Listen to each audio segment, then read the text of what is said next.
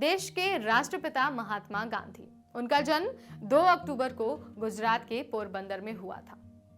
हम सभी महात्मा गांधी को राष्ट्रपिता, महात्मा, आजादी के सेनानी, समाज सेवी और बैरिस्टर के रूप में जानते हैं।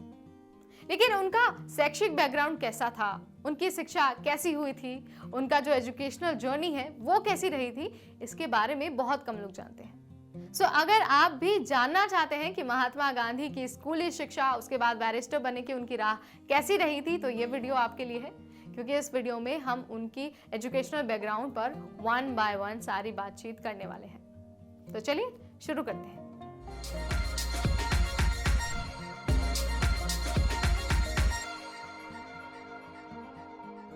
महात्मा गांधी की एजुकेशनल जर्नी की शुरुआत हम उनके प्राथमिक शिक्षा से करते हैं। उन्होंने अपनी प्राथमिक शिक्षा गुजरात के पोरबंदर शहर में पूरी की। हम सभी तो ये जानते हैं कि महात्मा गांधी अपने स्कूल के सबसे प्रतिभाशाली छात्रों में से एक थे, लेकिन इसके विपरीत महात्मा गांधी एक बेहद औसत छात्र थे। वो एकेडमिक्स या फिर किसी भी स्पोर्ट्स एक्टिविटी में बहुत अच्छे नहीं थे। वो जिस स्कूल में गए वो सिर्फ लड़कों का स्कूल था और भारत की पश्चिमी तट पर स्थित था। प्राइमरी स्कूल के बाद सफर शुरू होता है महात्मा गांधी के हाई स्कूल का। महात्मा गांधी भारत के पश्चिमी भाग में स्थित एक शहर राजकोट चले गए और 11 साल की उम्र में अल्फ्रेड हाई स्कूल में एडमिशन ले लिया। यह स्कूल एक ऑल बॉयज स्कूल था।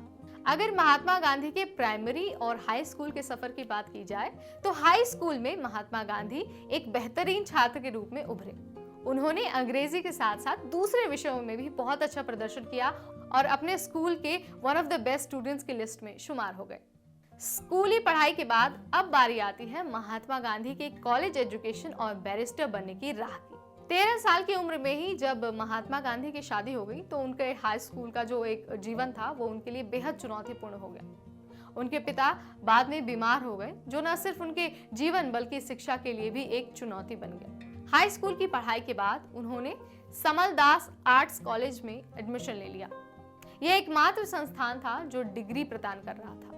लेकिन कुछ समय बाद ही महात्मा गांधी ने कॉलेज छोड़ दिया और पोरबंदर में अपने परिवार के पास वापस चले गए। लेकिन कुछ ऐसा हुआ कि महात्मा गांधी ने वापस जाकर अपनी पढ़ाई पूरी करने का निर्णय लिया। उन्होंने ये तय कर लिया कि अब वो लॉ विषय को चुनेंगे और उसी में अपनी पढ़ाई को पूरी करेंगे। गांधी जी ने जीवन भर भारत में पढ़ाई की थी। ऐसे में इस बार उन्होंने इंग्लैंड में रहकर पढ़ने का निर्णय लिया। लेकिन विदेश जाकर पढ़ाई करने के इस विचार पर अमल करना महात्मा गांधी के लिए उतना भी आसान नहीं था। उनकी मां ने उनके भारत छोड़ने का समर्थन नहीं किया और स्थानीय प्रमुखों ने उन्हें बहिष्कृत कर दिया। बापू ने अपने परिवार और अन्य लोगों को यकीन दिलाया और उन्होंने मांस न खाने, शराब न पीने और अन्य महिलाओं के साथ शामिल न होने का संकल्प लिया। उसके बाद उन्होंने यूनिवर्सिटी कॉलेज लंदन में एडमिशन ले लिया और 3 साल बाद सफलतापूर्वक लॉ की डिग्री भी पूरी कर ली। महात्मा गांधी ने अपने परिवार के लिए किए गए संकल्प का सम्मान भी किया और सम्मान करते हुए अंग्रेजी संस्कृति को अपनाने में भी कामयाबी हासिल की। यानी कि उस दौरान ना तो उन्होंने शराब पिया और ना ही मांस का सेवन किया।